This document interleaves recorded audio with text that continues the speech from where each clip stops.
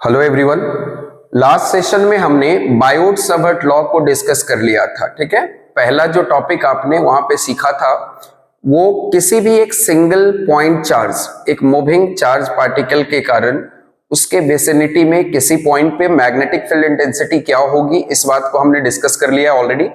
और उसी इक्वेशन, वो जो इक्वेशन आपने डिराइव किया था, उसी इक्वेशन से हमने बायोट-सावर्ट लॉ का भी एक कंप्लीट डिराइवेशन देखा था, magnetic field intensity due to a current carrying wire. ठीक है भाई, उसकी डायरेक्शन की भी बात हमने की थी, राइट हैंड थंब रूल का यूज करके, राइट हैंड रूल का यूज करके हम वहां से उसका डायरेक्शन भी कैलकुलेट कर लेते हैं। आज हम बायोट-सावर्ट लॉ पर ढेर सारे एप्लीकेशंस करने वाले हैं। जैसे जो पहला एप्लीकेशन है कि मुझे मैग्नेटिक फील्ड इंटेंसिटी कैलकुलेट करनी है due to a current carrying circular loop. ठीक है भाई, let me correct it, current carrying circular loop at its center. ठीक है भाई, इसके सेंटर पे करंट कैरिंग सर्कुलर लूप के सेंटर पे मुझे मैग्नेटिक फील्ड इंटेंसिटी कैलकुलेट करनी है। So first of all we will draw a loop and let us suppose कि इसमें जो करंट फ्लो हो रहा है that is I in anti clockwise order. Now इसका सेंटर मैं मार्क कर देता हूं पॉइंट O से, और इसी पॉइंट पे मुझे मैग्नेटिक फील्ड इंटेंसिटी का magnitude as well as direction calculate करना है। तो सबसे पहला चीज जो आपने सीखा है बायोट-सावर्ट लॉ से कि अगर मुझे मैग्नेटिक फील्ड कैलकुलेट करना है, so for that you have to use this equation, that is mu naught upon 4 pi I upon magnitude of r to the whole square into dl sin theta, where theta is the angle between the elementary length we have considered earlier and the position vector of that point where we want to obtain the magnetic field intensity। तो हम इस application में भी यही करेंगे। सबसे पहले तो हम कंसिडर कर लेंगे यहां पे एक छोटा सा elementary length, this length, let's say this length is D L. ठीक है भाई, और डीएल लेंथ का डायरेक्शन मैंने समझाया हुआ है आपको, किधर लेना है डीएल लेंथ भाई, तो जिधर करंट कैरिंग डायरेक्शन है। अब देखो इस जगह पे करंट का डायरेक्शन भी तो इधर ही होगा, तो डीएल लेंथ का भी डायरेक्शन यहीं पे होगा। अब यहाँ पे जो रेडियस, ये पोजिशन वेक्टर आप कह रहे हो, वो पोजिशन वेक्टर और कुछ नहीं बल्कि ये रेडियस ही है, ये वेक्टर आर है। और यहाँ डीएल क्योंकि टेंजेंशियली एक्ट करता हुआ है, डीएल का डायरेक्शन टेंजेंट के अलोंग है, और ये रेडियस वेक्टर और the position vector is along radial direction. So ये एंगल हमारा कितना हो जाएगा थीटा का, दिस वुड बी 90 डिग्री। आ रही ये बात समझ में? अब अगर मैं इसके लिए यहां से वैल्यू रखूं तो मैं पहले ये लिख देता हूं कि थीटा का वैल्यू यहां 90 है। सो दिस dB, अगर इस dB का, ये मैग्नीट्यूड है dB का, this dB will be equal to mu naught upon 4 pi, this one will be I upon r square into dl into sin 90। इतनी बातें आ रही है आपको समझ में अच्छे से? ध्यान से देखो। और इसका डायरेक्शन किधर होगा? So for direction we have to do dl cross r। ये डायरेक्शन किधर है भाई? देखो dl क्रॉस r, डायरेक्शन किधर मिलेगा? आउटवर्ड नॉर्मल, है ना, outward normal to the plane of the board, ये डायरेक्शन है। अगर मैं यहां वेक्टर साइन लगा दूं तो नाउ अब इस जगह से अगर मुझे कंप्लीट मैग्नेटिक फील्ड, इस पूरे लूप के कारण मैग्नेटिक फील्ड कैलकुलेट करना है, तो आप क्या करोगे? इस छोटे से फील्ड इंटेंसिटी जो आपने इस डीएल लेंथ के कारण लिया है, ये डीएल लेंथ के कारण जो इंटेंसिटी आपको पॉइंट ओ पे मिल रहा है, उसी को हमने इंटीग्रेट कर देना है। तो जब हम इसको इंटीग्रेट करेंगे, so mu naught upon 4 pi I by are square, ये तो कांस्टेंट होगा। So mu naught upon 4 pi I upon are square को इंटीग्रेशन साइन से हम बाहर ले लेंगे, और साइन 90 तो 1 हो गया भाई, इसका वैल्यू किसके इक्वल है? 1 के इक्वल। और डीएल का इंटीग्रेशन, अब DL is the length, DL क्या है भाई? इस पूरे लूप का लेंथ। अब सोचो ये पूरे लूप का लेंथ कितना होगा? Circumference of this circle, that is 2 pi r. तो कहां से कहां तक डीएल लेंथ वेरी करना है मुझे?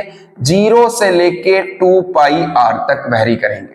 अब डीएल का इंटीग्रेशन एल है, एल के जगह एक बार आप 2 पाई आर रखोगे, -0 करोगे, तो ये जो वैल्यू आपको यहां से मिल जाएगा, this would B, this b will be equal to mu naught upon 4 pi I upon are square into 2πr। और अगर इसे मैं मैग्नेटिक ये वेक्टर फॉर्म में रखूं तो यहां मैं साइन लगा दूंगा आउटवर्ड नॉर्मल डायरेक्शन। आ रही बात समझ में? अब यहां पे देखो 2π से ये 4π कैंसिल होके 2 हो जाएगा, r से r कैंसिल हो जाएगा, so this b is equal to mu naught upon 2 mu naught I upon 2r। और इसका डायरेक्शन जो होगा ये किधर होगा? Outward normal to the plane of this board. बात आई समझ में? पहले क्या किया, एक छोटा सा एलिमेंट्री लेंथ कंसीडर किया, डीएल लेंथ, ठीक है। अब इसके वजह से जो हमने ऑलरेडी बायोट-सावर्ट लॉ का इक्वेशन पढ़ रखा है, that is mu naught upon 4π I by are square DL sine theta. अब इसी बेसिस पे हम काम करेंगे। इसको मैंने रख दिया है, डीएल का वैल्यू रख दिया है। वी कैन सी हियर कि ये जो रेडियस है इस सर्कल का और ये डीएल लेंथ के बीच वेक्टर कितना, एंगल कितना हो जाएगा भाई? This would be 90 degree. जब यहाँ 90 कोट करोगे आप तो साइन 90 का वैल्यू 1 हो गया। Mu naught upon 4π I by are square is a constant term, मैंने इसे बाहर कर लिया है। और इस डीएल का इंटीग्रेशन हो जाएगा 0 से लेके, डीएल क्या है? छोटा सा लेंथ, और आपने इस मैग्नेटिक फील्ड टोटल लूप के कारण कैलकुलेट करना है। So for that we have to integrate this D L from 0 to the whole length of this loop, that will be 2πr। तो 0 से 2πr आप लिमिट पुट करेंगे, यहाँ पे 2πr minus 0 that is 2πr होगा, और यहां से इक्वेट करने के बाद मुझे ये वैल्यू यहां पर मिल जाता है। नाउ अब इस चीज को समझने के लिए, ये तो एक सर्कुलर करंट कैरिंग लूप के लिए यहाँ पे आपने एक एप्लीकेशन निकाला है बायोट-सावर्ट लॉ से ही। अब अगर मान लो कि आपको बोला जाए यहां से कि ये पूरा लूप ना हो करके एक सेमी सर्कुलर लूप दिया हो, ये एक सेमी सर्कुलर लूप है, ये देखो, और इसके सेंटर पे भी इस जगह पे मुझे मैग्नेटिक फील्ड इंटेंसिटी कैलकुलेट करने हैं। तो मैं फिर से क्या करूंगा, सबसे पहले यहां से ये जो पोजीशन वेक्टर है, रेडियस वेक्टर है, एक एलिमेंट्री लेंथ ले लो पहले, ये एलिमेंट्री लेंथ हमारा डीएल होगा। Again the angle between the D L and vector r will be 90 degree, ठीक है। तो मैं फिर से यहां रख देता हूं वही equation, that means dB vector, और डीबी मैग्नीट्यूड बस रख लो, डीबी का वैल्यू कितना हो जाएगा भाई? Mu naught upon 4π I upon are square, और ये DL sine 90 again. Now in order to determine the direction again we have to do DL cross R, again it's normal direction. अगर अच्छा एक चीज और, अगर मान लो कि यहाँ करंट का डायरेक्शन मैं क्लॉकवाइज ऑर्डर में ले लेता हूं, क्लॉकवाइज ऑर्डर में ले लेता हूं इसका डायरेक्शन, तो अब अगर डीएल लोगे तो डीएल किधर लेना होगा मुझे? इस डायरेक्शन में। चलो इसको भी सीख लेते हैं, हर बार एक ही तरह से नहीं, थोड़ा चेंज करके हम काम करते हैं। लेट्स से कि डीएल वेक्टर, इस बार करंट इधर है तो डीएल वेक्टर भी हम इस तरफ लेंगे। अब अगर डीएल क्रॉस आर करोगे, देखो डीएल की ओर हाथ रखा, आर के क्रॉस घुमा दिया, किधर है भाई ये डायरेक्शन? तो ये हो जाएगा इनटू नॉर्मल द बोर्ड, है ना, into the plane of board, ठीक है। नॉर्मल तो होगा ही, into the plane, inside to the plane of board. चलिए अब ये चीज मुझे समझ में आ गई। अब अगर मैं पूरा मैग्नेटिक फील्ड यहां से कैलकुलेट करना चाहूं तो इस डीबी को इंटीग्रेट कर दूंगा। कहां से कहां तक इंटीग्रेट करना है? Again mu naught upon 4π I upon are square sine 91 हो गया, डीएल का इंटीग्रेशन करेंगे। और ध्यान रहे इस बार लेंथ कितना है, ये पूरा एक सेमी सर्कल है, कंप्लीट सर्कल नहीं है। तो 2πr जहां पहले इनिशियली आप कोट करते थे पूरे सर्कल के लिए, अब कितना होगा इसका लेंथ पूरे लूप का? देखो πr, है ना। तो 0 से कितना ले लेंगे यहाँ भाई? πr। So again by equating this mu naught upon 4π I upon are square, और इस डीएल का वैल्यू जो है मुझे मिल जाएगा कितना? This would B πr। तो यहां से आप इसको इक्वेट कर लो, पाई से इसको मैं कैंसिल कर देता हूं, तो पाई से पाई कैंसिल हो गया, और ये वैल्यू कितना आ जाएगा? Mu naught I by 4r। अच्छा इसका डायरेक्शन किधर होगा भाई? डायरेक्शन तो हमने ऑलरेडी कैलकुलेट कर लिया है, this will B into the board, ठीक है, नॉर्मली होगा और इनटू द बोर्ड होगा। समझ में आ रही है बात? तो इस तरह से हम किसी भी लूप का, चाहे वो सर्कुलर हो, सेमी सर्कल हो, या एक क्वार्टर सर्कल हो, या एक आर्क बस दिया रहे, उसके लिए हम मैग्नेटिक फील्ड यहां से डिटरमाइन कर सकते हैं। एक चीज और यहां से हम ध्यान रखेंगे कि जैसे हर बार सेमी सर्कल के लिए डिराइव किया, क्वार्टर सर्कल के लिए डिराइव किया, आर्क के लिए डिराइव किया, इससे अच्छा कि एक ऐसा इक्वेशन मैं जनरलाइज कर लूं जिसको किसी भी लूप के लिए इजीली मैं अप्लाई कर सकता हूं, है ना। एक सिंगल इक्वेशन इसको मैं जनरलाइज करूंगा इस लूप के लिए, सिर्फ कैसा भी loop they they, whether it is circular, semi circular, एक आर्क बस दिया रहे किसी थीटा एंगल के लिए, तो उसके लिए हम मैग्नेटिक फील्ड इंटेंसिटी कैसे डिटरमाइन कर सकते हैं, इसके लिए हम लोग अपन यहां से डिराइव करेंगे। चलिए भाई, तो जरा सा देख लो। अब देखो नेक्स्ट जो एप्लीकेशन है that is third, calculation of magnetic field, calculation of magnetic field intensity due to uniform current carrying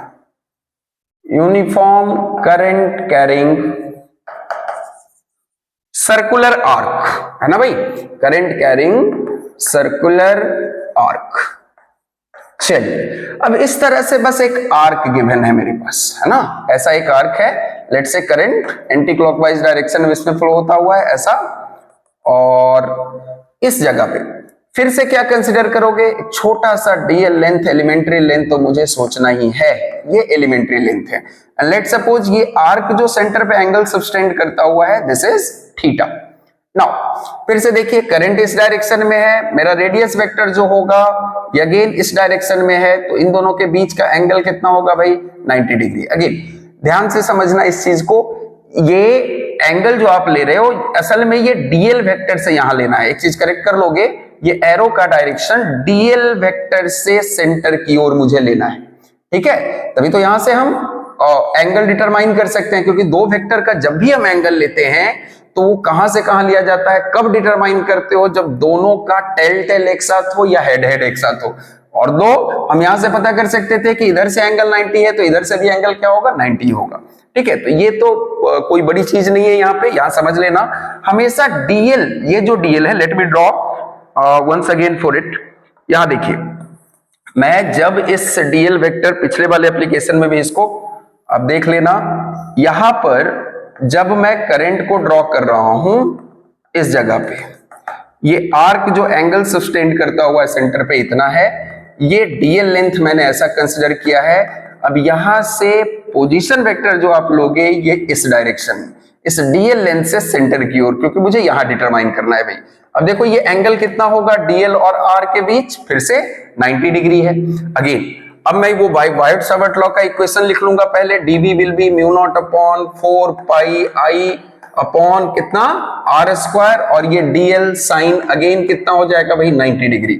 अब इस पूरे आर्क के कारण अगर मुझे मैग्नेटिक फील्ड इंटेंसिटी चाहिए, पूरे आर्क के कारण, तो अब मुझे क्या करना है, इसको इंटीग्रेट कर दीजिए, mu naught upon 4 pi I by are square, sine 90 will be again equal to 1। सो डीएल का इंटीग्रेशन कहां से कहां लेंगे भाई। अब देखो अगर कोई भी आर्क है, अगर एक यहां आर्क है तो ये चीज आपने ऑलरेडी पढ़ रखा है, if this angle is theta, this is arc length L and radius r, so theta is given by L upon r, है ना। तो एल का वैल्यू कितना हो जाएगा थीटा इंटू आर, यही आर्क लेंथ होगा, where theta must be in radian. एक चीज ध्यान रखना है, इस थीटा को हमेशा किस में कंसीडर करोगे आप, रेडियन में कंसीडर करोगे, डिग्री में नहीं रखोगे।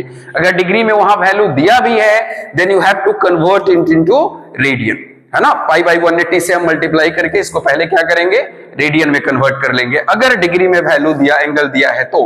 नाउ अब इस डीएल के लिए देखो एल का वैल्यू जब 0 से एल तक आप इंटीग्रेट कर रहे हो, और एल का वैल्यू कितना है भाई थीटा इंटू आर, तो ये वैल्यू कितना हो जाएगा फिर से, B will be mu naught upon 4 pi, this is I upon are square into theta into are.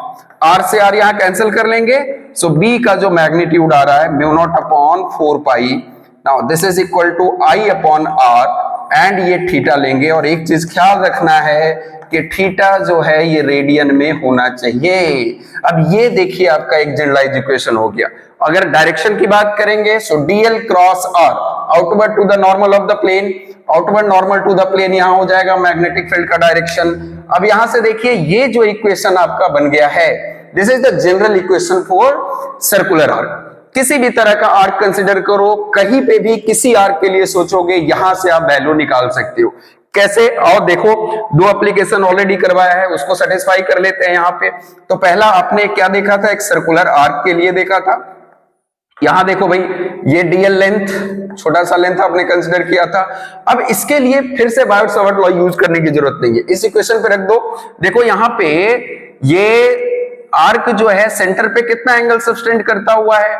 360 degree, that means 2 पाई। अब अगर यहां मैं वैल्यू रख दूं इसके लिए, तो mu naught upon 4 pi I upon r, यहां पे जो 2 पाई एंगल है रेडियन में, इसको थीटा के जगह आप कोट कर दीजिए, this would be equal to 2 pi. और डायरेक्शन के लिए तो भाई घूम जाओ, ये करंट का डायरेक्शन है, so DL cross r outward normal होगा इस प्लेन के, है ना। तो 2 पाई से यहां कैंसिल कर देंगे, ये 2 हो गया। फिर से देखो यही वैल्यू मुझे मिल जाएगा, this would be mu naught I upon 2 R into pi. आ रही है बात समझ में?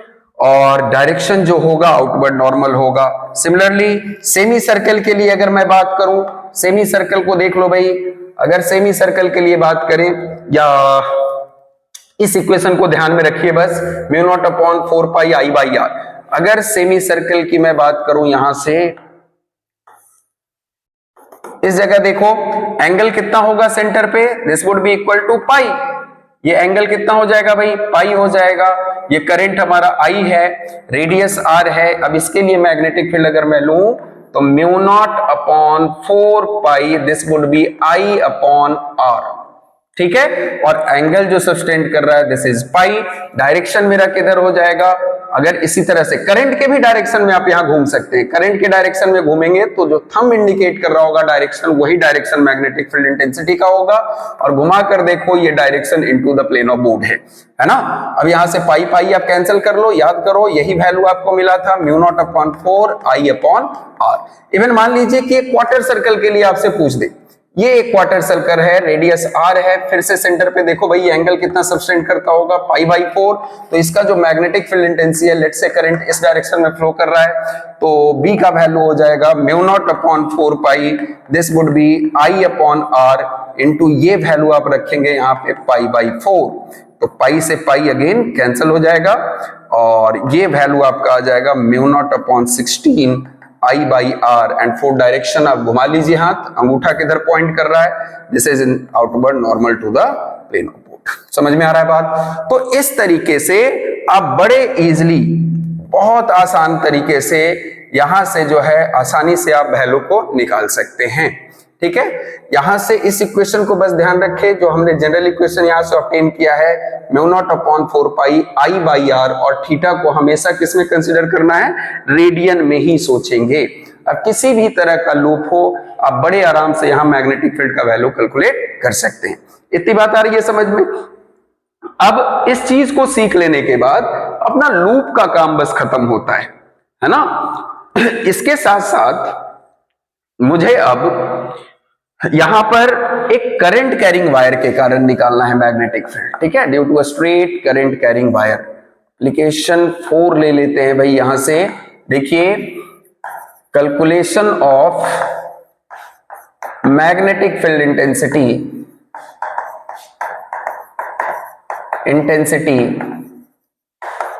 Due to a uniform current carrying wire, current carrying wire. देखिए, इसमें असल में मैं दो केसेस सोचता हूं। एक केस आपने ऑलरेडी पढ़ लिया है। केस 1 क्या है भाई, कि अगर एक करंट कैरिंग वायर ऐसा है, लेट्स से स्ट्रेट करंट कैरिंग वायर, एक यूनिफॉर्म करंट इसमें फ्लो हो रहा है आई, और इसके किसी पॉइंट पे ये जो करंट का डायरेक्शन है या वायर का जो लेंथ है, उसी लेंथ के अलोंग मैं कोई सा भी एक पॉइंट कंसिडर करूं, यहां पे कोई सा भी पॉइंट कंसिडर करूं, तो इस जगह पे मैग्नेटिक फील्ड इंटेंसिटी कितना होगा भाई? 0। इतनी बातें समझ रहे हो? along the length of the wire, along the length of the wire, किसी भी पॉइंट पे अगर आप मैग्नेटिक फील्ड निकालते हैं, उसका वैल्यू कितना होगा? 0। ये ऑलरेडी आपने लास्ट सेशन में सीख रखा था। क्यों 0 होता है? क्योंकि जब आप ये डीएल लेंथ कंसिडर करेंगे, कहीं पे डीएल लेंथ कंसिडर करेंगे और इस पॉइंट पे निकालेंगे मैग्नेटिक फील्ड इंटेंसिटी, तो पोजीशन वेक्टर और डीएल वेक्टर के बीच, पोजीशन वेक्टर और डीएल वेक्टर के जो लेंथ होगा, this would be either 0 degree और 180 डिग्री। मैं यहां कंसिडर करूं अगर इस पॉइंट पे तो यहां 0 डिग्री होगा, जबकि अगर इस पॉइंट से कंसिडर करूं इस डीएल लेंथ को तो यहां कितना होगा 180 डिग्री होगा। बात आ रही है समझ में। और अगर डीएल साइन जीरो जब वैल्यू रखोगे तो मैग्नेटिक फील्ड इंटेंसिटी ऑटोमेटिकली वहां कितना हो जाएगा भाई 0 हो जाएगा। ठीक है, तो ये चीज तो ऑलरेडी हमने सीख रखा है, लेकिन आज जो हम काम करने वाले हैं केस 2 के साथ वो ऐसा है कुछ कि मान लीजिए एक स्ट्रेट करंट कैरिंग वायर इस जगह पे दिया हुआ है and let's say I current is flowing into the wire. अब यहां पे परपेंडिकुलर डिस्टेंस डी मैं रख लेता हूं। यहां देखो इस वायर से डी डिस्टेंस जो कि परपेंडिकुलर है to the length of the wire, इस जगह पे मुझे मैग्नेटिक फील्ड इंटेंसिटी निकालना है। और इसके साथ साथ एक और चीज जो है यहां कि इस वायर के दोनों ही एक्सट्रीम से जो इस पॉइंट पे एंगल बनता हुआ है, ठीक है, इस यहां से इस पॉइंट से इन दोनों एक्सट्रीम के लिए जो एंगल ऑफ सब्सटेंशन है, let's say this angle is θ1 and this angle is θ2। समझ में आ रही है बात भाई? यहां पे एंगल कितना है θ1 और इस जगह एंगल कितना है θ2, और ये जो रेफरेंस हम लेके चल रहे हैं दिस इज द ये लाइन जो आप देख रहे हो, जो परपेंडिकुलर लाइन लिया गया है वहीं से हम रेफरेंस लेके काम अपना कर रहे हैं यहां। तो ये ध्यान रखना है, मतलब कोई भी एंगल जो आप ले रहे हो ये इसी लाइन से, ये जो परपेंडिकुलर लाइन आपने ड्रॉ किया है इस वायर से, वहां से मैं एंगल ले रहा हूं। So this angle will be θ2, तो ये एंगल आपने कितना कंसिडर करना होगा -θ1, ये +θ2। अब समझो भाई, इन दोनों एक्सट्रीम के लिए एंगल मुझे मिल गया इस लाइन से। अब यहां पे मैं फिर से यहां से y डिस्टेंस पे, ये y डिस्टेंस पे एक छोटा सा लेंथ कंसिडर करूंगा। दिस लेंथ इज dl, ये जो लेंथ यहां है दिस इज dl लेंथ।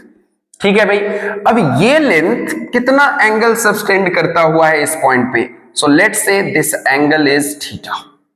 इतनी बातें आ रही है समझ में। मैंने इस वायर के लिए देखो, जब भी हम बायोट-सावर्ट लॉ लिखते हैं तो एक डीएल लेंथ के लिए हम अप्लाई कर रहे हैं यहां, और उसके बाद उसको इंटीग्रेट करते हैं within a given proper limit in order to find the net magnetic field due to that given current element. ठीक है, जैसे लूप में आपने किया था, एक डीएल लेंथ के लिए डिटरमाइन किया और उसको इंटीग्रेट कर डाला with in the given limit of DL. अब इस जगह भी हमने यही किया है। एक वायर है, इसमें करंट आई बह रहा है और इसके एक्सट्रीम्स इस पॉइंट पे, ये जो लाइन आपने परपेंडिकुलर ड्रॉ किया है जो कि डी डिस्टेंस दूर है इस वायर से, उस पॉइंट पे कितना एंगल सब्सटेंड कर रहा है अपर एक्सट्रीम, दिस इज θ2, और ये एंगल है -θ1 क्योंकि आप नीचे ऑर्डर में जा रहे हो, ये ऊपर लिया गया एंगल। अब ध्यान दो, इस जगह पे ये एंगल थीटा है, डीएल लेंथ के लिए जो एंगल आपने माना है वो कितना माना है थीटा। बट ये जो एंगल होगा, ध्यान से समझना, ये एंगल किसके किसके लिए एंगल है भाई, तो ये डीएल वेक्टर और जो यहां से इस पॉइंट से जो पोजीशन वेक्टर है इसके लिए एंगल यहां पे है alpha. This angle is alpha. बात आ रही है समझ में। देखो एक गलती हो जाती है मेरी यहां कहां कि मैं थीटा जब यहां कंसिडर कर लेता हूं तो तुम डायरेक्ट लिख लेते हो, क्योंकि तुम एज इट इज फॉर्मेट सीख रखा है तुमने कि डीबी का value μ0/4 pi I DL sine theta upon are square. अब यहां पे साइन थीटा नहीं लिखेंगे हम, क्यों? क्योंकि theta is not the angle between this DL vector and R vector. Theta किसके बीच का एंगल है? थीटा, ये जो डीएल लेंथ आपने कंसिडर किया है वो पोजीशन वेक्टर और ये जो परपेंडिकुलर लाइन हमने लिया है उसके बीच का एंगल है ना। डीएल और आर के बीच का एंगल तो भाई अल्फा है। यहां क्या एंगल? वहां अल्फा। तो अब अगर यहां मैं लिखता हूं magnetic field dB, so this dB, एक मिनट पेन चेंज कर लूं आपके लिए ताकि पूरी तरह से विजुअल हो भाई। इस dB का जो वैल्यू होगा दिस वुड बी μ0/4 पाई, ठीक है, और I अपॉन R का स्क्वायर कर लेंगे। लेट से ये R ऐसे गिवन नहीं है, मुझे ये D डिस्टेंस गिवन है, तो I अपॉन R स्क्वायर और ये हो जाएगा DL साइन अल्फा। इतनी बातें आ रही है समझ में। As it is Biot Savart law को हमने यहां लिखा है। अब देखो भाई, यहां से अल्फा हमने कंसिडर किया है, मुझे तो एंगल यहां से थीटा दिया हुआ रहेगा, अल्फा दिया हुआ नहीं होगा, मुझे थीटा दिया हुआ है। तो मैं क्या ऐसा काम करूं कि अल्फा के जगह पे थीटा को वहां प्लेस कर सकूं। अब देखो एक रिलेशन यहां पे आपको देखने को मिलेगा, जब आप ये वायर कंसिडर कर रहे हैं, ये डीएल लेंथ है हमारा, यहां से ये एंगल थीटा है, और ये डीएल और आर वेक्टर समझ में आ रही बात, ये डीएल से जो ये पोजीशन वेक्टर आपने ड्रॉ किया है, इसके बीच का एंगल यहां पे अल्फा है।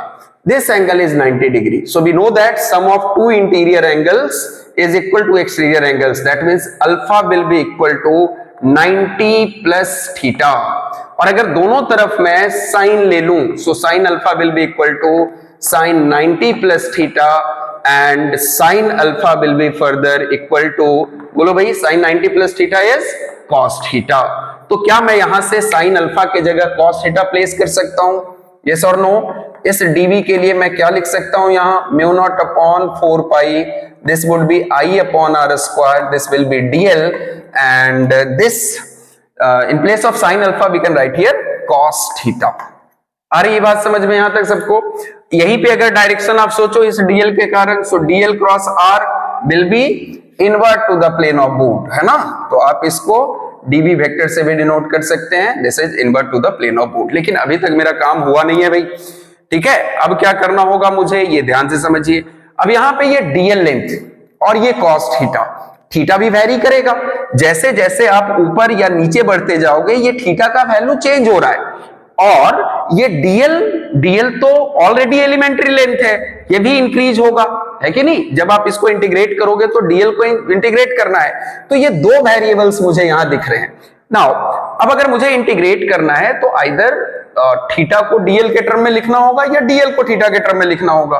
तो इसके लिए मैं एक जो है उपाय कर सकता हूं, ऐसा करो कि ये जो y लेंथ आपने यहां कंसिडर किया है, सबसे पहले तो इसको L कर लो ताकि L और DL को मैं रिलेट कर सकूं, ठीक है?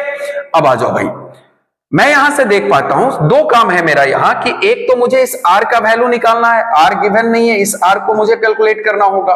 तो r कैलकुलेट करना इजी है भाई, ये एक राइट एंगल ट्रायंगल है और यहां से d और r के बीच में रिलेशन है cos थीटा का, क्योंकि d बेस है और r हाइपोटेन्यूज है, so cos theta will be equal to d upon r, और यहां से r का वैल्यू मैं लिख सकता हूं d अपॉन cos थीटा, और it will be equal to d sec theta, ठीक है भाई? तो एक तो r का यहां से मुझे रिलेशन मिल जाता है। दूसरी चीज ये है कि जब आप इस dl को सोचो, इस dl की भी हम बात करेंगे, पहले इसको रख लीजिए। तो dv का वैल्यू कितना हो गया यहां से, this would be mu naught upon 4 pi, और यहां पे i अपॉन r का वैल्यू हो जाएगा d square sec square theta. Now अब इस dl को हमको थीटा के टर्म में लिखना है। dl को किस फॉर्म में लिखना है भाई? थीटा के फॉर्म में लिखना है। चलिए इसके लिए थोड़ा सा हम एक पेज अलग ले लेते हैं, इसको हम डिटरमाइन करते हैं। पहले ये ध्यान रखना, मेरे पास जो अभी तक जो इस जगह पे वैल्यू है, थिंक कुछ तो इशू यहां आ रहा है, ओके लेट इट बी। चल इसी जगह देख लो भाई, यहां तक आई होप आपको समझ में आ गया होगा। मैं इस जगह थोड़ा सा रब कर देता हूं, देखिए यहां देखो भाई, अगर इस ट्रायंगल को आप गौर से देखते हो, ये ट्रायंगल देखो, this angle is theta, this length is L and this distance is D। Now अगर L और D को मुझे कंपेयर करना है, L और D के बीच एक रिलेशन स्टैब्लिश करना है, सो फॉर दैट थीटा के सामने ये परपेंडिकुलर है और ये बेस है, तो मैं इजीली लिख सकता हूं tan theta perpendicular base by perpendicular upon base, that is L upon D। Now L will be equal to D tan theta. अब ध्यान से देखो भाई, मैं इन दोनों साइड इस इक्वेशन को थीटा के टर्म में डिफरेंशिएट कर देता हूं, थीटा के रिस्पेक्ट में डिफरेंशिएट कर देता हूं, सो D tan theta, D upon D tan theta, और इसको मैं डिफरेंशिएट कर रहा हूं, डिफरेंशिएट कर रहा हूं किससे? तो थीटा से। अब अगर यहां आप डिफरेंशिएट करेंगे तो ये वैल्यू जो मुझे मिल जाएगा यहां कितना है भाई, ये तो ऐसा कैसा रह गया, DL अपॉन D थीटा, और इस जगह क्या D कांस्टेंट है, tan थीटा का डिफरेंशिएशन क्या होता है भाई, सेक स्क्वायर थीटा, और we can say that this dl will be equal to d sec square theta into d theta. बात आ रही है समझ में? यहां से हमने dl के वैल्यू को भी ऑब्टेन कर लिया, किस टर्म में? थीटा के टर्म में। तो मैं इस dl के वैल्यू को यहां कोट कर देता हूं, तो कितना हो जाएगा ये d sec square theta into D theta into cos theta. इतनी बातें आ रही है समझ में? अब यहां से d और एक d कैंसिल हो जाएगा, sec स्क्वायर थीटा से sec स्क्वायर थीटा कैंसिल हो रहा है, so this dv is now equal to mu naught upon 4 pi, this is I upon d and cos theta d theta. अब मुझे बता दो, अगर मुझे मैग्नेटिक फील्ड निकालना है इस पूरे वायर के कारण, so for that we have to integrate this equation within the given proper limit. इस इक्वेशन को मुझे इंटीग्रेट करना होगा। बात आ रही है समझ में? तो एक बार इस इक्वेशन को भाई आप इंटीग्रेट कीजिए, देखिए कितना आ रहा है। b का जो वैल्यू आ जाएगा यहाँ, this is integration of dv vector, और यहाँ पे mu naught upon 4 pi I by D, आप समझ सकते हैं ये कांस्टेंट होगा, और cos थीटा का इंटीग्रेशन मैं थीटा के रिस्पेक्ट में करूंगा, कहां से कहां तक? तो माइनस थीटा 1 से लेकर के ये जो लोअर एंड है वायर का, ये कितना एंगल सब्सटेंड कर रहा है भाई इस जगह पे? माइनस थीटा 1, और यहां से जब ये एंगल को लेंगे तो प्लस थीटा 1 होगा, that is from minus theta 1 two plus theta 2। चलो भाई इसको सॉल्व कर लो, सो म्यू नॉट अपॉन 4 पाई हो जाएगा, ये I बाई डी है, कॉस थीटा का इंटीग्रेशन, ध्यान से समझिएगा, साइन थीटा का डिफरेंशिएशन क्या होता है? कॉस थीटा, तो कॉस थीटा का इंटीग्रेशन क्या हो जाएगा? साइन थीटा, और वैल्यू कोट कर देंगे, एक बार अपर लिमिट रखोगे sine theta 2 minus of minus sine theta 1। समझ में आ रही है बात? माइनस माइनस क्या हो जाएगा? प्लस। तो यहां से जो मुझे मैग्नेटिक फील्ड का वैल्यू मिल जाएगा, ये डायरेक्शन भी साथ साथ हम लिखते चले, है ना? b का वैल्यू आ गया यहां से कितना भाई?